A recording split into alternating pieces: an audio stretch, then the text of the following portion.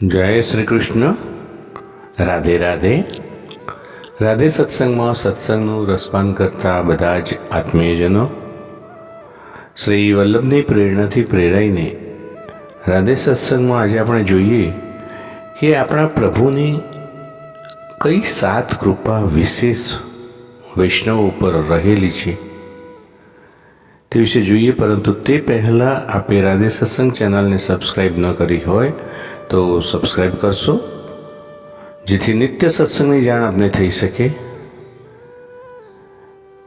અને આપના સ્નેહીજનોને પણ તેનો લાભ મળે તે માટે વિડીયો લાઈક કરી શેર કરશો। શ્રી વલ્લભાધીશ કી જય। પ્રિયજનો, પ્રભુની વિશેષ કૃપા વૈષ્ણવો ઉપર રહેલી છે। કઈ કઈ રીતે?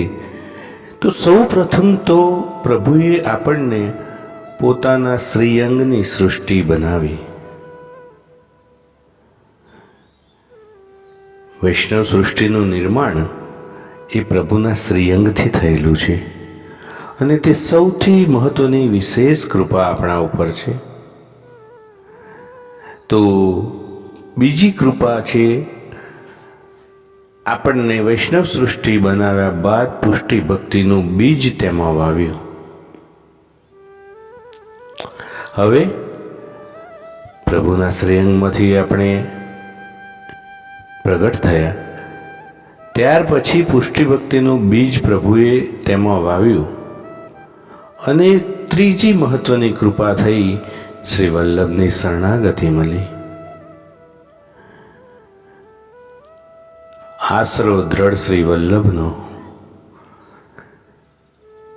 શ્રી મહાપ્રભુજી દ્વારા બ્રહ્મ સંબંધ થયો એ ચોથી મહત્વની વિશેષ કૃપા અને એ દ્વારા શ્રીના થવાનો આપણને અવસર મળ્યો।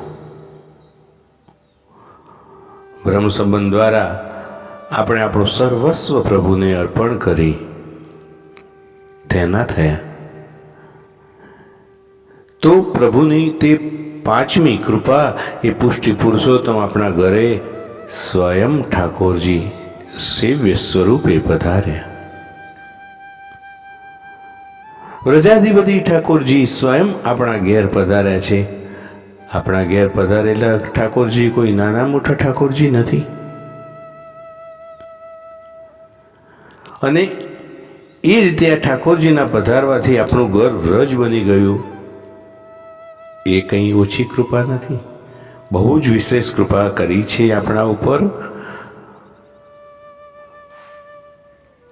પ્રિયજનો, સૌથી મહત્વની અને 7મી કૃપા તે એક જીવ કર્મવશ સાધારણ જન્મ લઈને આવ્યો હતો, પણ આ જીવમાંથી દાસ બન્યો, દાસમાંથી સેવક બન્યો, સેવકમાંથી વૈષ્ણવ બન્યો, તો વૈષ્ણવમાંથી ભગવદીય બન્યો, ભગવદીયમાંથી તાદ્રસી બન્યો અને તાદ્રસી બની પ્રભુ પાસે ગયો।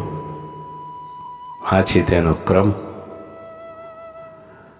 તો પ્રિયજનો, આ સાથે આજના સત્સંગને શ્રી વલ્લભના ચરણોમાં સમર્પિત કરી અત્રે વિરામ આપીએ।